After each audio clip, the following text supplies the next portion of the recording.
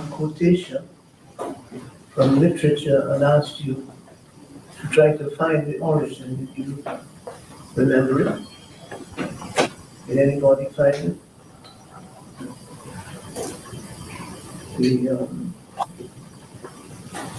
The entombment in the minds of your Aboriginal population. Were any of you here last week? Yes, you heard that thing in his time. He was very active between the 1840s and the time of his death, somewhere around the 1870s or so, I'm not even sure.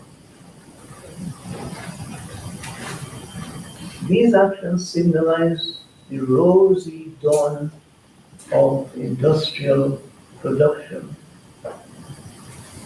This great benefit of humanity that we hear about, called capitalism,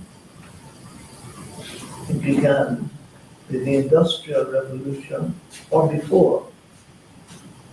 But we really can't go into that in half an hour, so I will confine tonight's discussion to looking at the powers of colonialism. It had several powers wrapped into one thing that we now call colonialism. They didn't call it that. They called it exploration, discovery. If you look in the history books, you see the voyages of this, as if these people were playing, as if they were tourists. They're going out discovering, but when they discovered, they kept. They did not leave the people and the territory that they discovered intact. They took them. So I am suggesting that one power was the military power. One power that these countries like, especially Spain, France,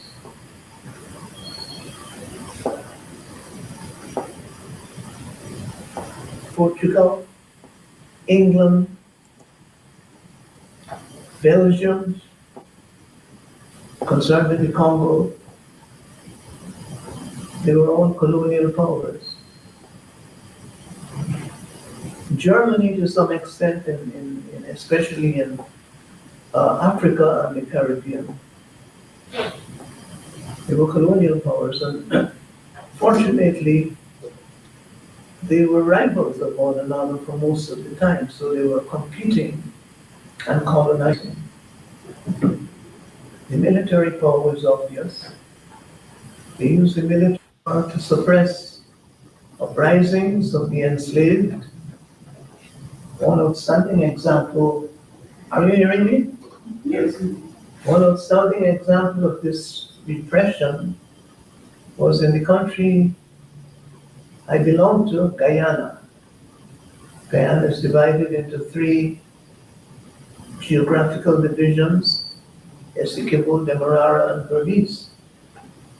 And in Berbice in 1763, there was an uprising of the enslaved, led by some Ghanaians. Now, these Ghanaians belonged to state-owned plantations. Remember we talked last week about the state company or the company state. The company was also the government, and they were working on government-owned, company-owned, that is to say government-owned plantations. That's a concept we don't find very much discussed from this past, but today we have company-owned governments, don't we? Yes, and AT&T is buying Time Warner for $86 billion. That is a lot of financial power coming into one. And you are going to hear more about it as the elections come and go, because the Congress people are already up in arms and want to know, this country has laws against that kind of power, antitrust laws and so on, that are against too much accumulation of economic power in the hands of one company. So in 1763 there was this uprising and the enslaved people were very successful. I wrote an essay about it on the 200th anniversary in 1963. Coffee and Accra and others, Akabret, they were from Ghana. And they captured one bank of the river. They set the plantations on fire, one after the other. And the Dutch governor, it was Dutch at the time, the Dutch governor had to run and hide in a ship. His name was Van Hoevenheim. They held that country as a free territory for 11 months. And nothing that the Dutch had in Guyana could crush them. But eventually the Dutch sent in the Navy, an army from St. Eustatius, and they drowned the uprising in blood. So that was the military power. That quotation you read, and what we talked last night about the charter companies, where the monarch would sit down and sign a document, stamp it with the seal of the monarchy, you know, the seal, the round seal that makes things legal, and empower people, discover and conquer. Along with that, they were sometimes assisted by the church, because the church had its own agenda. The church wanted more members. And the church, the Christian church, always had the idea that people who were not European and Christian were infidels, or, you know, various names they call people who did not believe what they believed. Now this world is full of religions of various kinds. When religion was first discovered in Africa, there was no Europe. You know, the African Egyptian priests were the intellectuals of the time. They were the scientists, they were the thinkers, they were the astronomers, and they had their religion. They had various deities. They did not have one God, they had various deities, because they connected God with nature. And they felt that every function of nature had its own origin. That was their way of expressing their beliefs. You must remember, these are times of antiquity, you know. Nowadays, much of that is brushed aside, but the philosophy that they developed has not been brushed aside. It has been taken over by Western philosophers like any one of them, Newton, and all of these people who are both scientists and philosophers. They leaned heavily on Egyptian knowledge. Napoleon went there and ransacked the library and took things away to France. But they don't tell us these things today. So that was one power, the military power. The other power was economic power, of which Karl Marx wrote when he said that this power was built on the repression of native people, that is the so-called aboriginal populations, as they called them at the time, and the turning of Africa into a warren a hunting ground for the hunting of black skins, human beings with black skin, to bring them to the Western Hemisphere and enslave them, sell them, buy them, sell them, enslave them. And a big example of that is Haiti, that is today suffering the agonies of a hurricane that has caused more damage in Haiti because it is most neglected of all the places hit. So that was the economic power. It expanded itself through companies. Good evening to you, and welcome to Politics 101 on a Monday night. AUC Guyana, the Venerable Elder AUC Guyana, talking there about colonialism, the military might of colonialism, and the economic might, the political might, and and the way in which black skins, as he said there, black skins were hunted down. And I submit that in our Guyana today, we are seeing black skins hunted down. And I'm going to talk a little bit about that tonight because it's important for us to understand what's going on so that we can know how we're going to move. Good evening to you all and welcome to Politics 101, wherever you're joining us from. If you're joining us from Guyana, good evening to you, those of you in Berbice, those of you down the river, down the Kanji River, down the Berbice River, the site of that 1763 revolution, in which our foreparents took their freedom, and they held Berbice for 11 months until the military might of the Dutch, the Netherlands, aided by other European powers, they were able to go back in and use their military might to take back Berbice, and in the process committed genocide against our people. And they were slave catchers, as they were called. Those were people among the indigenous population who were in the business of catching runaway slaves, as we now call them, maroons, and taking them back to the slave owners. That's part of our history. And we do have some slave catchers today.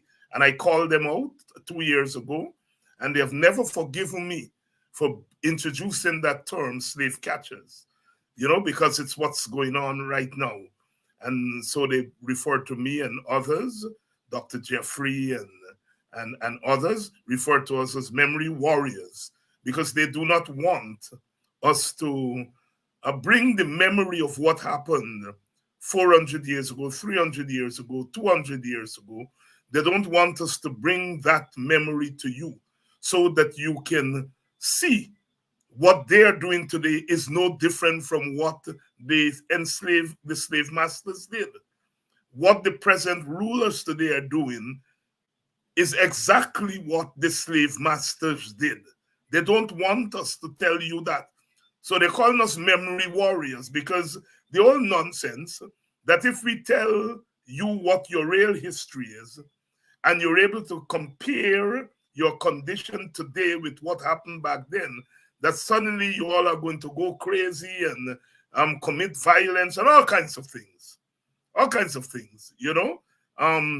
if we don't have any brains, They feel that if you know your history, you're going to walk down the road and start killing people, and so that is why they do not want us to talk history. They don't want us to talk to you as African people. They do not want us to talk to you as Indian people. They do not want us to talk to you as indigenous people. They feel that if we talk to you based on your ethnic and racial identity, we are giving you another consciousness. Good evening to all of you. Good evening to you wherever you're joining us from. Those of you who are joining us from the Essequibo, those of you who are joining us from Demerara, good evening to you. If you're joining us from the wider Caribbean, welcome to Politics 101. It's a Monday night and it's the place to be. At 7 o'clock, we are going to go for an hour or so. Good evening to all of you. Those of you who are joining us from Europe, especially our friends in England, in the wider Great Britain, and the even wider United Kingdom. Some of you, I noticed my countrywoman Asha is joining us from London. And my hat goes off to you because it's late in the night there.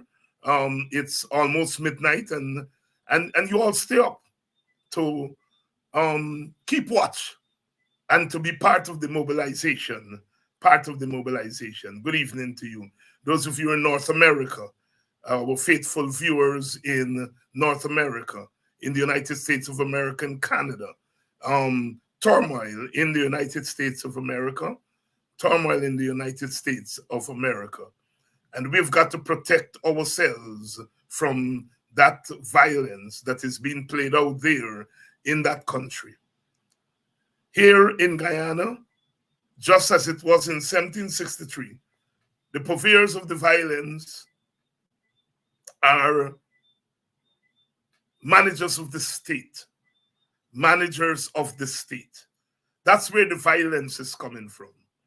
That's where the violence is coming from. And those of us who stand in between them and you, we are singled out for all kinds of bad names. They're now calling me an extremist. An extremist. Good evening to you and welcome to Politics 101. We are able with them. We able with them. We able. They don't like when I say my auntie sent me to school, because they would like us to believe that we didn't go to school. They would like us to believe that we're not school people. They would like us to believe that we are so stupid that what they tell us is what the truth is. But they don't know that every time we hear the crack of a whip, our blood runs cold. Good evening to you and welcome to Politics 101. They're coming out swinging. They're coming out swinging. Their objective now is to divide us. And you see, the government, those in the government are using the power of the state to do actual damage to people who are opposed to them. But there are others who are outside of the government, but who are enabling the government, who are giving the damage that the government is doing, they're giving it a good face. They're giving it a nice face.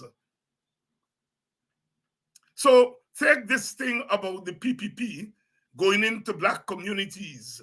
They say, oh, the PPP is going into African Guyanese communities to get crossover votes.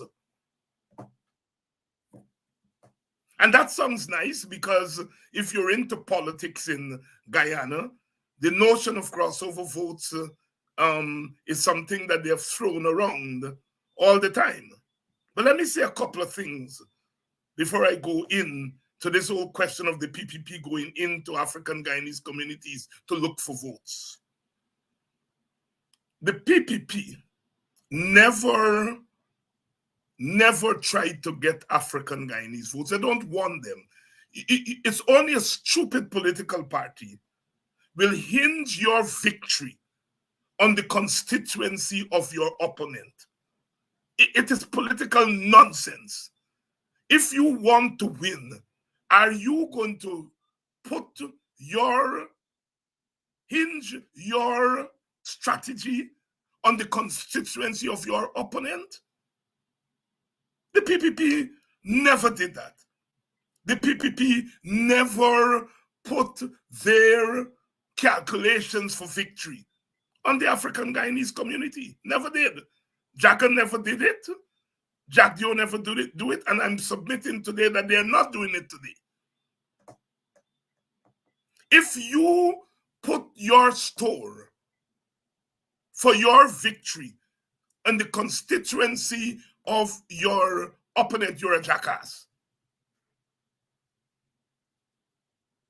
There have always been elements in the PNC who have paid lip service, and perhaps some of them more than lip service, on this notion that if they're going to win, they have to get Indian Guyanese votes. And it never happened. In 2011, 2015, the Indians who voted for the opposition through the AFC, and AFC led by Nagamutu.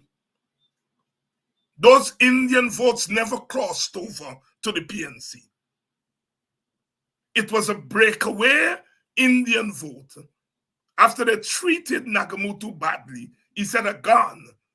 And those who were loyal to Nagamutu came over with him. Nagamutu linked up with the AFC. The AFC linked up with the PNC and the WPA and others.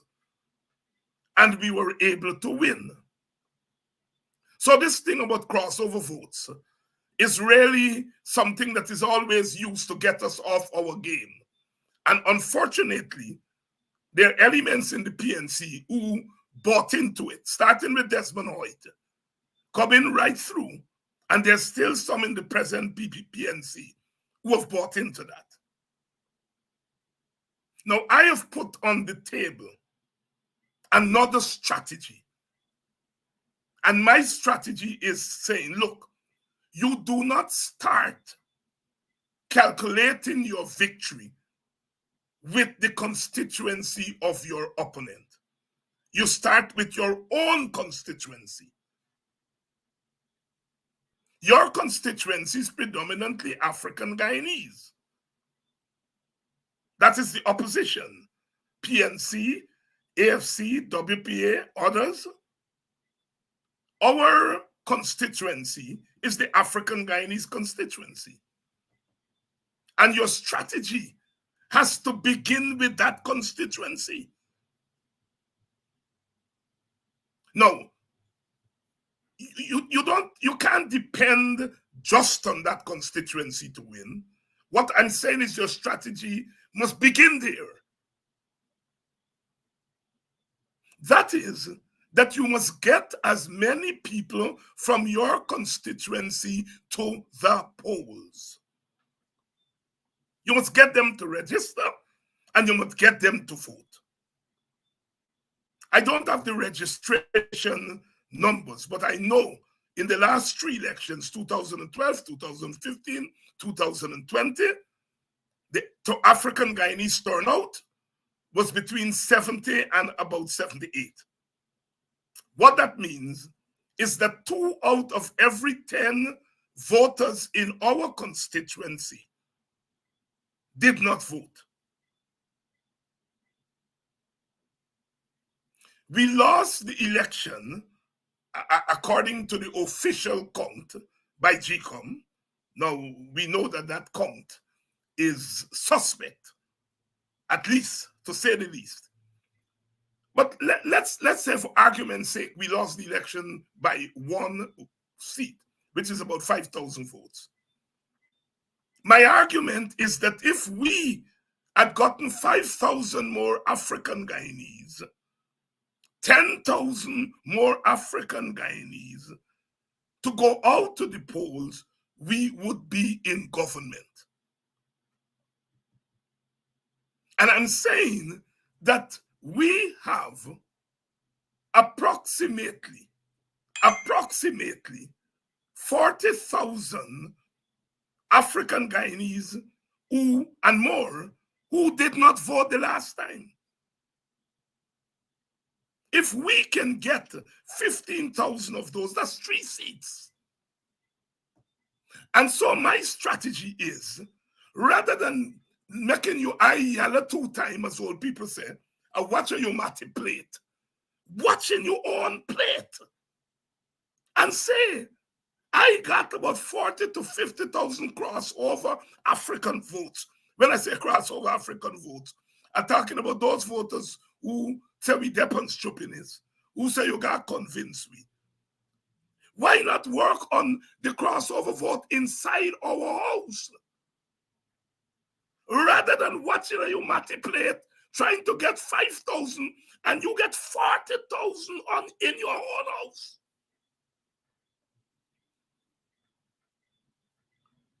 And that is the strategy I've put on the table. It gets them going crazy over there. Ravi Dev write a whole long article about it this week. He said David I's strategy is divisive because he just wants to mobilize African people. Of course, he's lying because I said mobilize another 10% at a minimum of African people. That will give you 2 or 3 seats more. Then you hold on to your share of the Amerindian votes, so that you don't have to depend on the votes of your opposing party. That if you get Indian Guyanese votes, that will carry you further than you expect to go. I use my folk language. I said it's gravy. And you know the folk language would get them crazy. David Hines called Indian people gravy. Damn foolish people. What I've put on the table is a strategy for the opposition. And they don't want that strategy. Ravi Dev said that we must go after Indian votes. And then 10 minutes down in the interview, he said the PPP will hold on to its base. Well, if the PPP will hold on to its base, why the hell are you telling us we must go after them? Because you think we're foolish. And you know that some of us will fall for that nonsense. So my strategy is sending them crazy.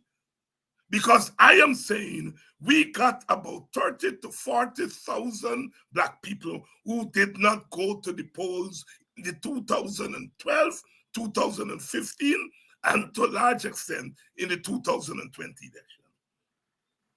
And I'm saying if we're looking for extra vote, you start there.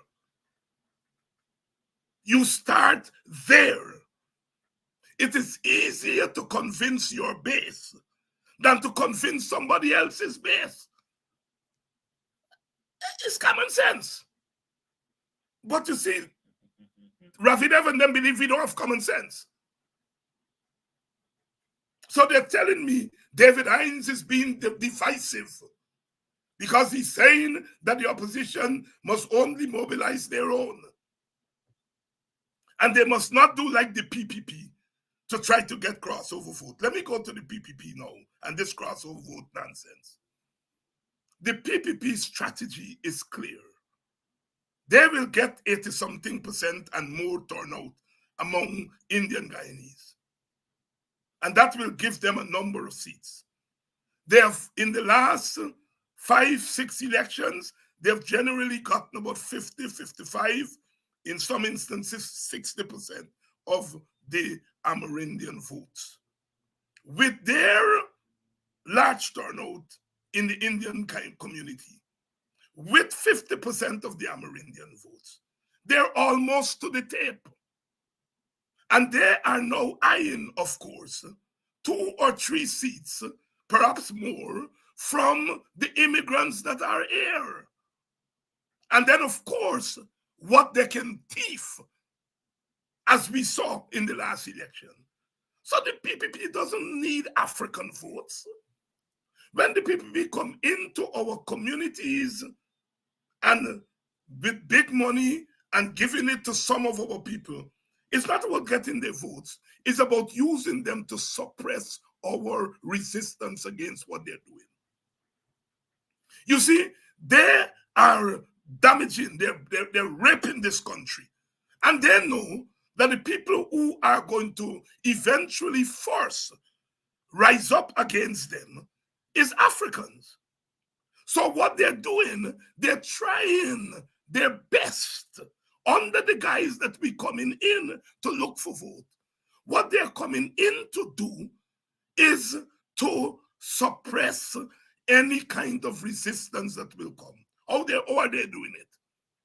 They get 10 people from a community, a village, and they give them money, and they say, go share out to your people, and go tell them this comes from the PPP. And those people are playing a dual role of spying on their own people. So those 10 people, 15 people, that they're not paying them to go and look for all your votes. They're paying them to spy on you all. They're paying them to bribe you all, to get you all to start crazy. A stranger never do nothing for me, and look at getting a little hamper. They're sending them in there as slave catchers to catch you all and to enslave you all mentally and otherwise. That is what the PPP is up to. They're not looking for your all votes. That is why you all never hear me say, take the thing and you know where you're voting. I know you all know already where you are voting. The PPP at best, what they're trying to do, as I said, is to suppress resistance in our community, to put our own people to spy on us, and to create enough doubts in the mind of some people that they will stay away from the poll. So that 20%, 25% of our people that didn't go to vote, they are trying to enlarge that by putting doubts in people's mind, telling them that we never do nothing for them, and they mustn't worry with me.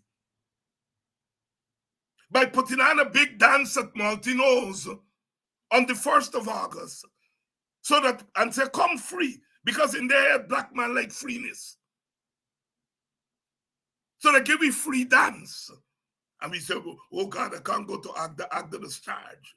Well, Agda the charge, but if your money go to Agda gonna put back that money in your community. So what the PPP is doing, they're not trying to get our votes. They're trying to suppress resistance. They're trying to suppress our votes.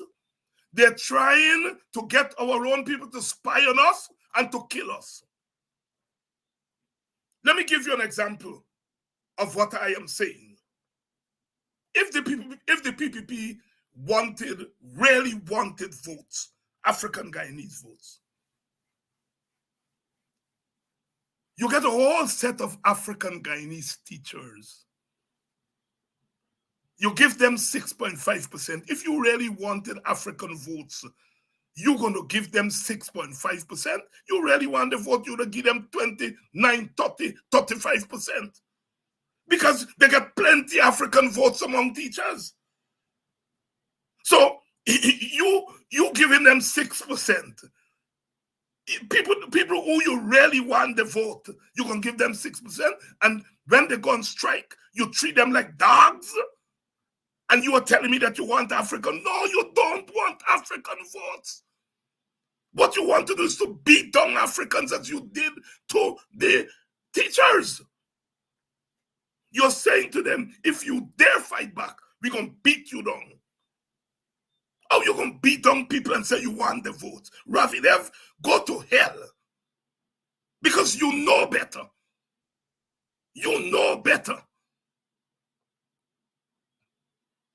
If the PPP really want African votes, all right, all right, let me give the teachers, give them 30%.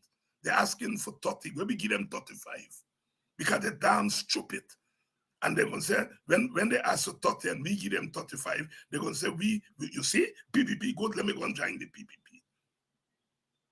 But they're asking for 30 and you're giving them 6.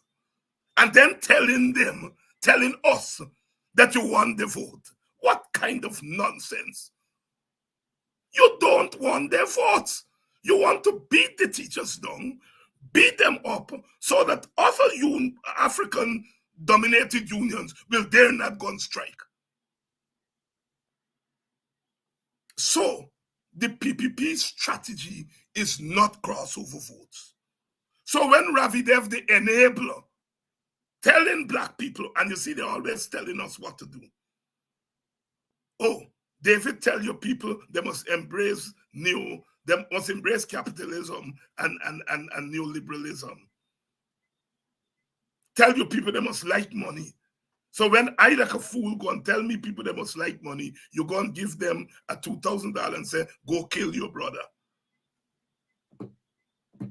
That's when I send me auntie send me to school, that is fixed. Because a peep they cared. A peep they cared. They are trying to subdue African Guyanese resistance against the terrible, racist, apartheid, dictatorial government that the PPP has become. People like Dev and the people who are of that disposition, they've always been unhappy with Jagan because Jagan, in their estimation, never talk racial superiority. I have my views on that. I don't think that Jagan ever talk racial superiority. I agree with them on that. But they were always unhappy with that. This PPP under Ali and Jagdew is talking racial superiority. And Ravi is happy. He's happy. Because that group of people believe that Indian superiority is the best defense against African bullyism. They see us as bullies. And they feel that the way to stand up against this African bullyism is to have economic superiority, political superiority, and to advance the notion of cultural superiority. So they love this government because this government is in the business of facilitating Indian superiority and Indian supremacy in the economic realm, in the political realm, in the cultural realm. The same Ravi Dev said, if the opposition want Indian votes, they have to tell Indian how they're going to help them to make money. He said that. If you want Indian votes, you have to tell them how to make money. And he's telling the PPP, if you want black people vote, just go in and give them $200,000. Because he's celebrating that. He's celebrating that. So they will hear from me. They will hear from me every day. Because unlike some of my comrades, me not talk with water in my mouth when it comes to black people business. When it comes to black people business, I am not speaking with water in my mouth. I'm not getting into any big ideology and all those kind of things. I am clear in my mind. You all are not going to trample on black people in this country. You all are not going to do it. And every ounce of political energy that I have will go in defending our people, protecting them against that, and also mobilizing them to fight back against it. Unlike my other comrades in the political arena, who go soft on this, David Hines, all he talk about is race. All he talking about is race. No, I would love to talk about something else.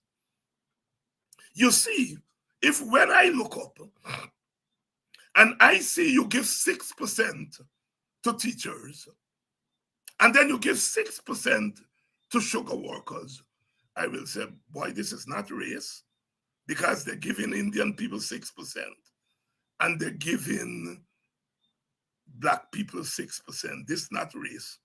This is class. They're giving the Indian working class 6%, and they're giving the African working class 6%. I can't talk about race now. I got to talk about class, because that is class discrimination. But when you're giving black workers, African workers 6%, and you're giving Indian sugar workers 10 times that, 15 times that, and then you want me to say that's not race? What differentiates those two groups of workers?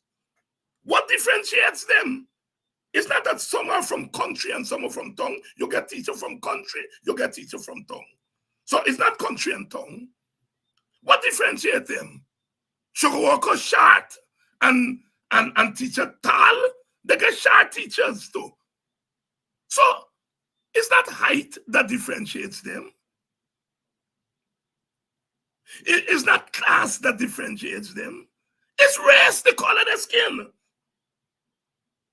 And you want me to watch that and call that class?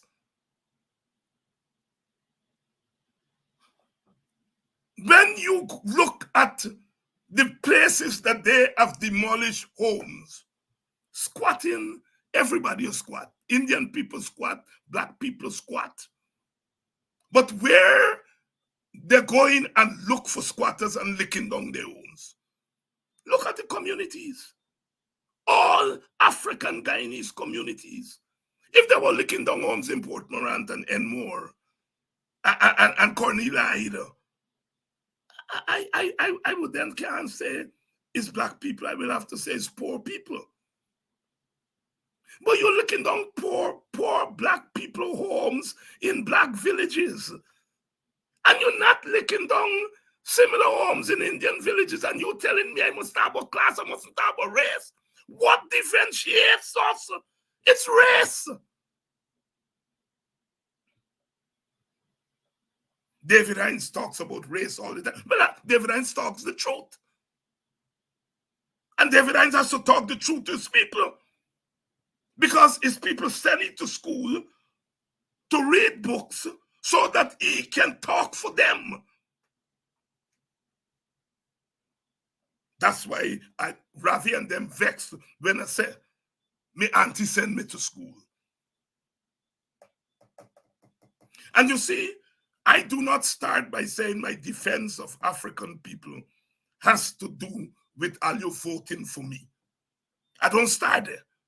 I start by saying my defense of African people is my duty as an African brother. That's where it starts.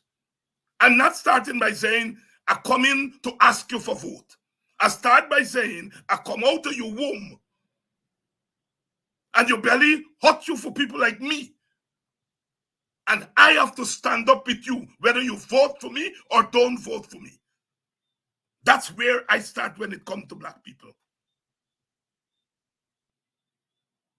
And they don't like me for that. Now, when I then said the coming election, my party would be contesting the election, we would have to make a decision. Are we going to go in as a part of a coalition or are we going in by ourselves? None of the other parties has made that decision yet. We have our view on how we going to move, but we are contesting that election. And I am saying to you that we are putting ourselves forward and asking for your vote eventually. That's not where we start. We start by saying you're black like me, and they're beating you up because you're black. And I have a microphone, and I have a big voice, and I am going to stand with you, and I'm going to mobilize you, and I'm going to get you ready to fight back. And then I move from there and I say, one way you can fight back is to vote them out of office. And that I am presenting myself and my party as part of the team, or if they don't want to go as a team, by myself. So that we can get into the government to stop the inequality, to stop the impasse, and stop the inequitability by the state. That's setting Rafi Dev them crazy. And by extension, the PPP crazy. You see, they want us black scholars, black leaders, they want us to be stupid. And it's a contempt there for blackness. I don't hear black leaders in government, in parties and outside of parties, saying that Indian people are stupid. I think generally we treat Indian people with respect. I would dare not go into an Indian community and try to tell them I bring in $2,000 for you for going buy fried rice. I would not do that. And why these chaps believe that they can come into our community and do it. And I must remain quiet.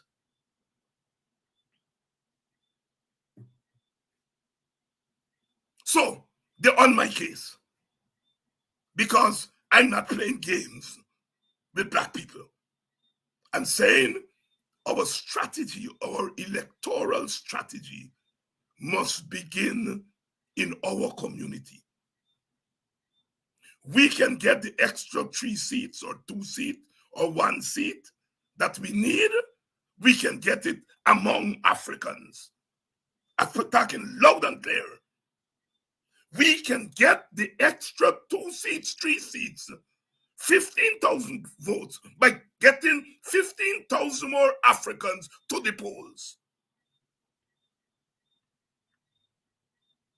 And I'm saying that it's not going to be easy to get them to the polls because they've tuned us out. And we have to face facts. Last night I was in Haslington. And people come up to me, as they do wherever I go. Thank God for social media and television. People can recognize you wherever you go. And people come up to me and they express their dissatisfaction with us in the opposition. They got some people come up and said, they are Aubrey Norton all the way. Thank you. They're going down the road with Norton and the PNC. And they got some people who passionately came up to me and said, man, I can't take the PNC. The PNC is soft for the last 2 years. And I gonna put my ex. I got to make a decision, Doc, between you and Nigel. Some of them tell me that. One man, he was vehement. He put in the X to Nigel. 2 of them were vehement. They put in the X next to me. We have a range of emotions in the black community, in the African Guyanese community. We have a range of emotions. Thank God, I think we have viable candidates / parties that can accommodate the range of emotions. And I think that is what is sending them crazy. So they are trying to separate Aubrey from Nigel and trying to separate Aubrey from David Hines and David Hines from Nigel Hughes. And the strategy they're saying, Nigel Hughes come from the red-skin middle class. And they're trying to say that as if it's a crime.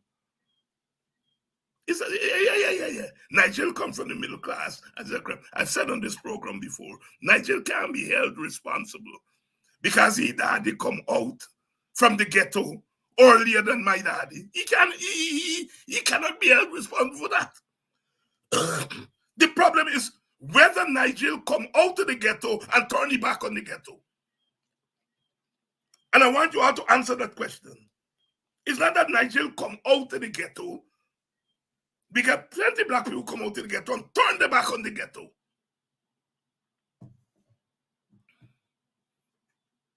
So they're saying Nigel is middle class as if it's a crime.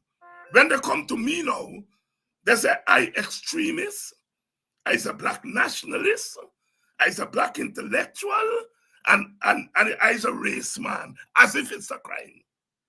As if it's a crime to say I am part of the black nation. And by black nation, what we are saying, we have, as African descended people, we have something in common. Our foreparents know that we are a nation, meaning that whether we are in Jamaica, Barbados, Mississippi, Ghana, wherever we have a common heritage, hence we are a nation. That is why our foreparents make the song, nation, where your nation, all we are one generation. Red African, brown African, black African, curly hair African, hard hair African, straight hair African, all we are Africans. Christian African, Muslim African, wherever African, we are all Africans. Nigeria is no less African than Aubrey or me. And so they're trying to tear us apart. And some of us are falling for the trap. Some of Aubrey people abusing down Nigel. Some of Nigel people abusing down Aubrey. But I hope me people are abusing down anybody. I just get me little abusing. And we have to stop that. We have to make a difference between my preference, your preference. You have to make a difference between your preference and saying that somebody does not qualify. I happen to believe that Aubrey Norton, Nigel Hughes, Amanza Walton, Rosedale Ford, David Hines, all of us are qualified to be president of Guyana. All of us are qualified. You are the people who will make your preference. And you have a right to express your preference. Some people said, Doc, I like you. But you know, when in order to be president, you know, the white people, they want certain kind of people, and you know, you too radical for them. And I have to live with that. That you're gonna be a good prime ministerial candidate, is what children tell me last night. But you're too radical, they're gonna want you to be president. I have to live with that. Because I know our people are smart. I know our people are smart. And I am saying, do not allow them to divide us. Do not allow them to divide us. You know, I got into trouble in some quarters because I started off by, when they start with the Nigeria get conflict of interest, and I said on this program to you all, that is not your all fight. Some of my friends disagreed with me because they felt I was saying Nigeria doesn't have conflict of interest or potential conflict of interest. I later said Nigeria does have potential conflict of interest. Because if he becomes president or prime minister or parliamentarian, you can't be a parliamentarian and a prime minister or president and working for Exxon. That is potential conflict of interest. And I said, Nigeria has another question that he has to address. You're the leader of a party that is in the National Assembly, and the National Assembly is part of government. You're the leader of a parliamentary party, and Exxon, a lot of Guyanese feel Exxon a joking we are. How can you be part of a party and that is part of our government and at the same time represent Exxon? I can't tell Nigel Hughes how to address that. He has already said how he is addressing it. He's recusing himself from anything to do with oil and gas. You can disagree with it, but he's addressing it. My thing to you all is that you all should not be walking around the place talking about Nigel's conflict of interest when you have bigger conflict of interest on the PPP side. Do not be pushed to the PPP.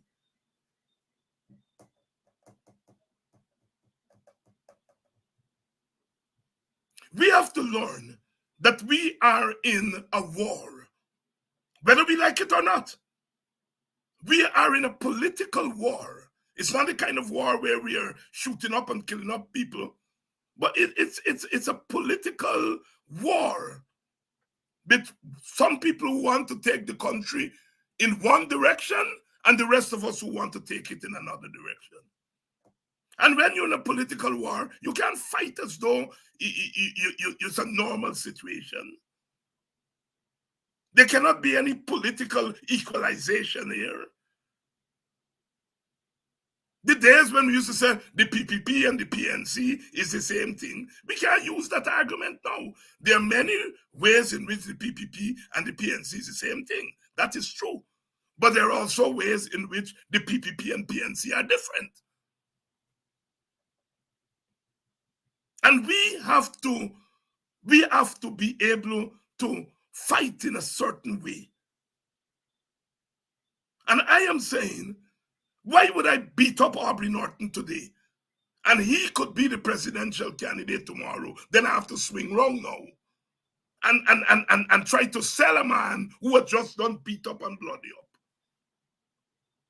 Why would I bloody up Nigel Hughes today when he could be our presidential candidate or prime ministerial candidate tomorrow? Then I have to go back and say, sorry, Nigel, I beat you up yesterday, but now I have to sell you to the voters. What kind of fool is we? Disagreeing with people is in order. One of the things I love about African Guyanese is that there has always been a breadth of political opinion among us. That is why different parties could come out and be sustained. We had the WPA in the 1970s. We had the AFC in the 2000s. There's always been a breadth of political opinion among African Guyanese, and I love that. Because it gives us that breadth to choose from. It gives us that diversity.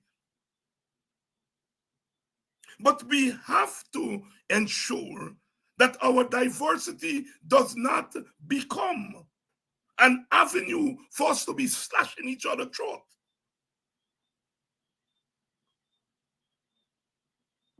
I have strong differences with Aubrey. Tactically, Aubrey sees street protests in a certain way. I see it in a different way. But I am not going to use that tactical difference to bloody Aubrey. I will try to argue with Aubrey and debate with Aubrey that we could meet each other halfway.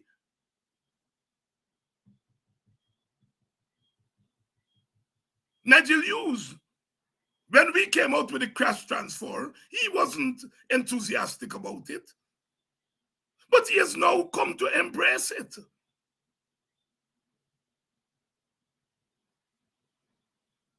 And that's how we got to move.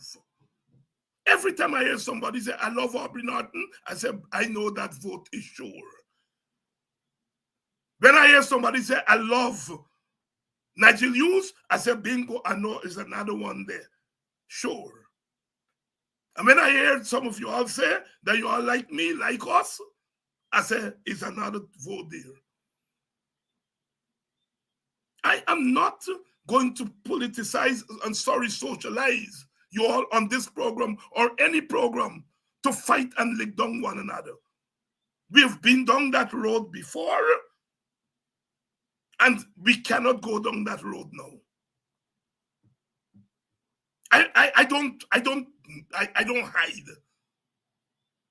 I was part of the WPA that fought Burnham bitterly, and maybe primarily responsible for the PNC coming out of power in 1992.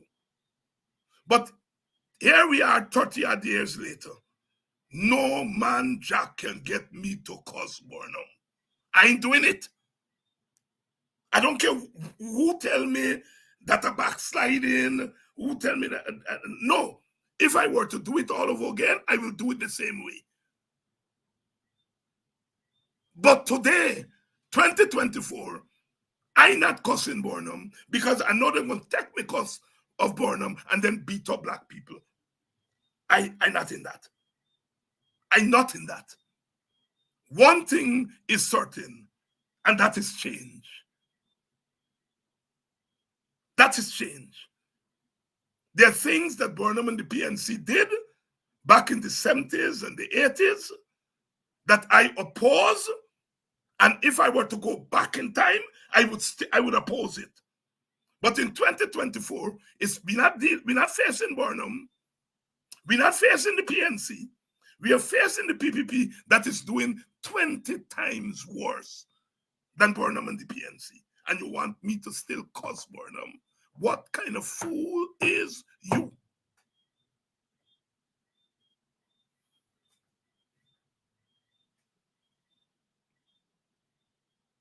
We are turning the election whenever it happens. As we say, the playing field got to be leveled.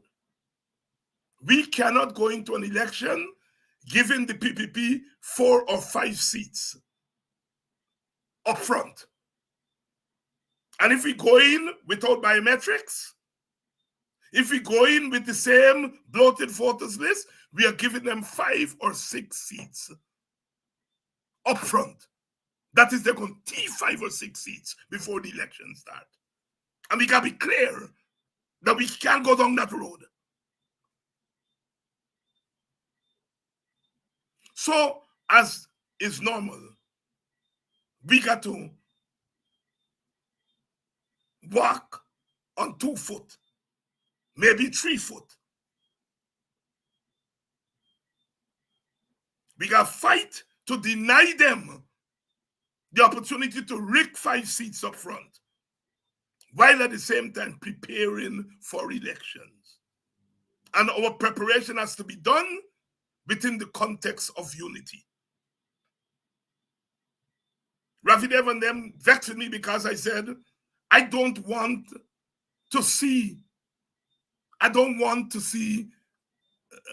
Ganesh Maipal and Kemraj Ramjatan if we come together as a coalition. I don't want to see them in Buxton and Pleasance and then Amstel.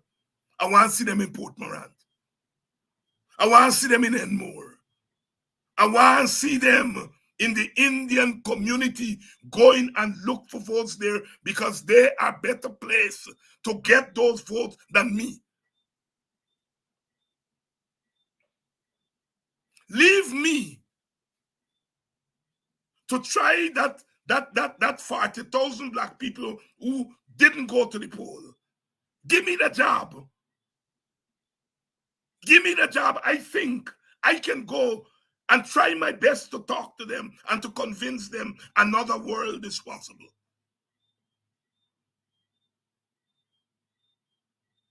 Don't send me to Port Morant. I'm going to tell you plain, I ain't going. I ain't going.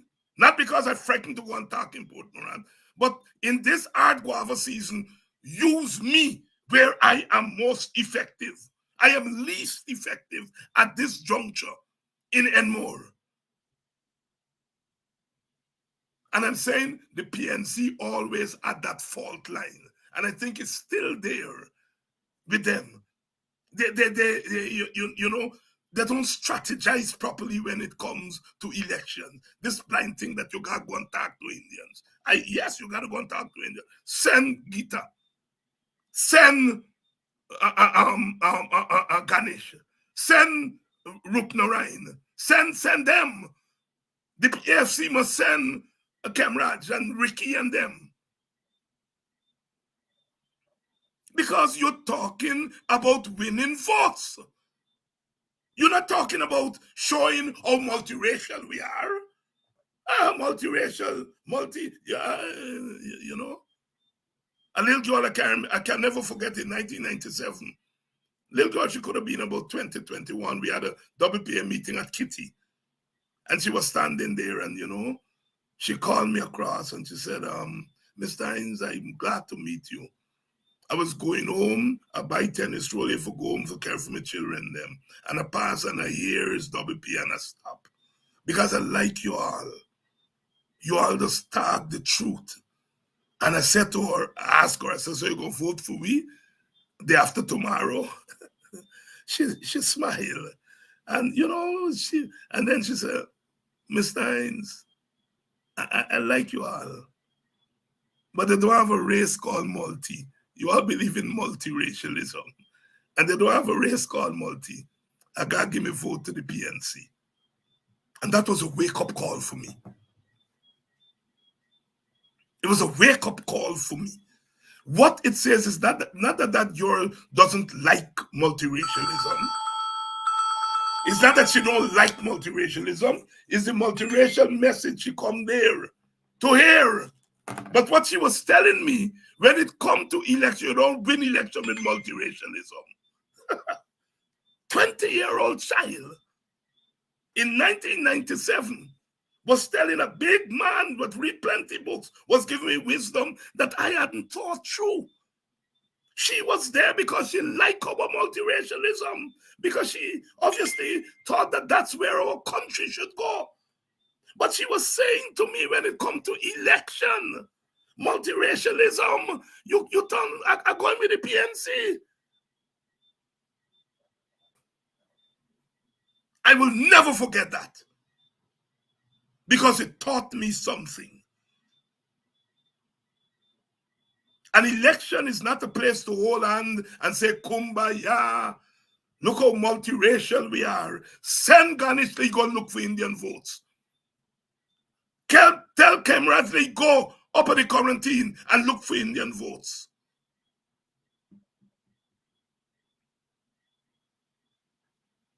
Because we were able to cross the line, because Nagamutu and to some extent Kemraj brought Indian votes in 2011 and 2015. We're not sure about 2020.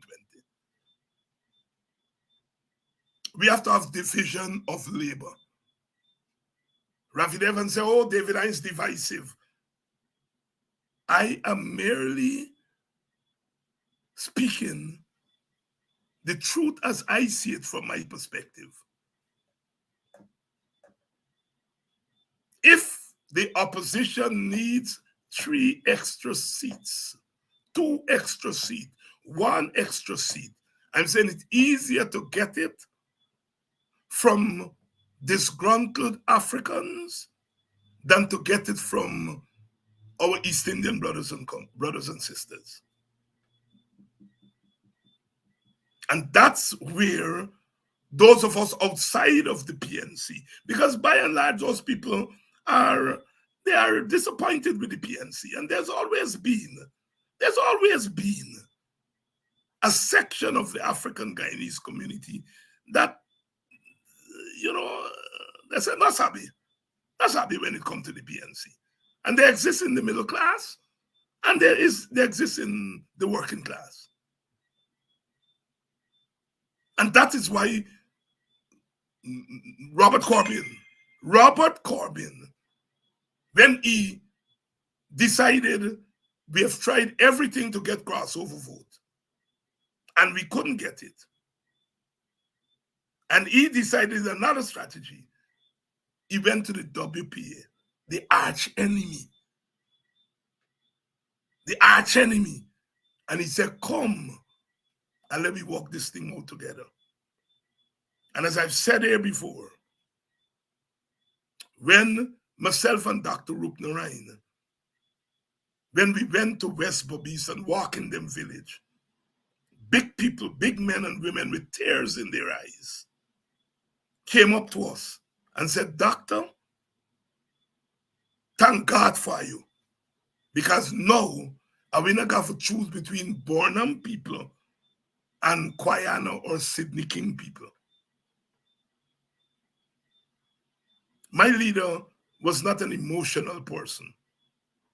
But when we heard those West Bobitians with those sentiments, I saw a different side of Dr. Rupnarayan.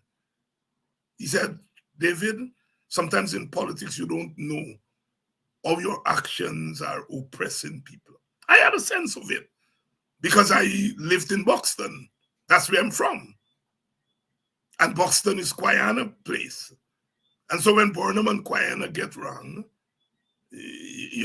Bostonians are, they know what to do. Because they're loyal to their countryman Guyana, and they're loyal to their political leader Burnham. And they have to do a certain kind of dance. I remember, we coming on to emancipation. And I remember one of the biggest donors to emancipation celebration in Boston, this was organized mostly by WPA people, was the biggest PNC woman in the village. And our explanation was emancipation that got PNC and WPA. That got Burnham and Guyana. All of we is one black people. I remember that lady saying it. And so I had a sense of how difficult it was when WPA and PNC were fighting one another, how difficult it was for black people, because I saw it in the village. I saw it there. I saw it there. And we must not walk that road again without reason. Without reason. And I'm saying there's no reason in this time for us to walk that road again.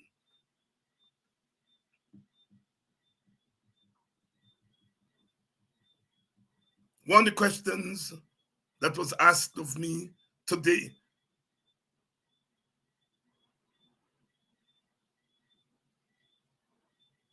by a very perceptive young man. He said, Dr. Hines, who you prefer? Give me the honest answer. You prefer Nigel or Aubrey? And I laugh. Give me user. He said, Dr. Hines, the laugh. But why hear from you, man? Why hear from you? And I told him what I'm going to say here now.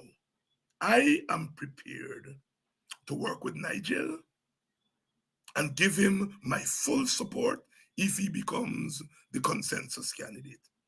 I'm equally prepared to work with Aubrey if he becomes the presidential candidate. I am willing to submit myself to the leadership of either of those two brothers. Or if there is another candidate from our side that passes the test that Aubrey and Nigel have passed, I am prepared to work with them. I say it here tonight. Ravidev said, I announced myself as a consensus candidate.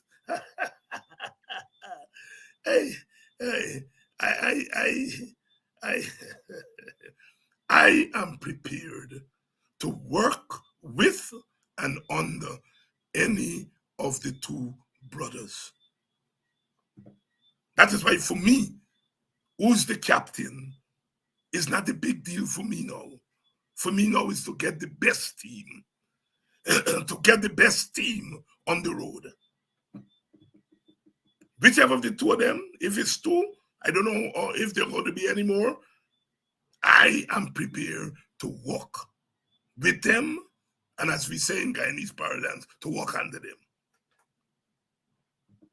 And I am prepared to play the role of mediator, broker, whatever term you want to give it, to ensure that we go into this thing. If we're going in together, we go into this thing with unity and love. I'm not in love with power. Power don't dazzle me.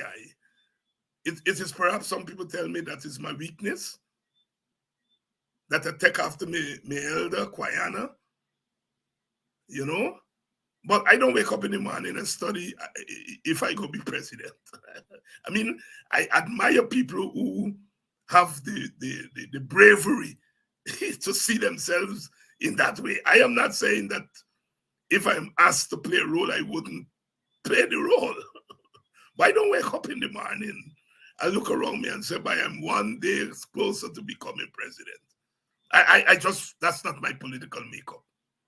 So it's difficult for me to announce myself as a consensual candidate. I know. I play my role. I play my role. I play my role. And I'm playing my role right now, which is firstly to defend and protect Black people against the onslaught of an Indian Guyanese-led dictatorship. I fought against an African Guyanese-led dictatorship. I went to prison in my fight. That's how serious I was. And it was an African Guyanese dictatorship-led dictatorship.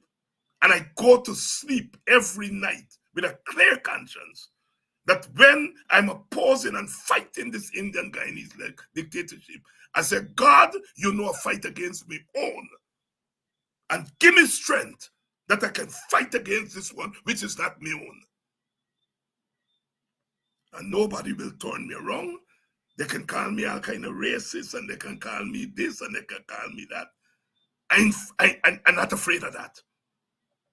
I may not represent the sentiments of 90% of African Guyanese, but I am certain I represent the sentiments of a critical mass of African Guyanese.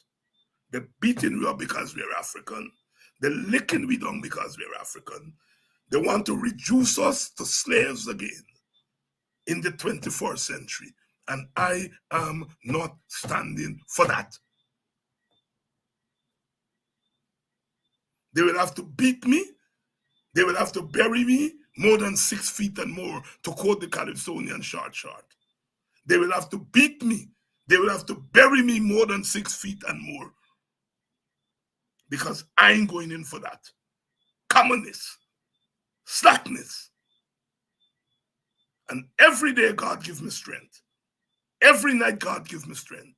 I will come here and I will fight. I will fight. I will fight. And in the process of fighting, mobilize you, our people, to join the fight. Join the fight so that we will not be reduced to slaves again in this place called Guyana. Tomorrow night, my friend is going to be here, Dr. Henry Jeffrey.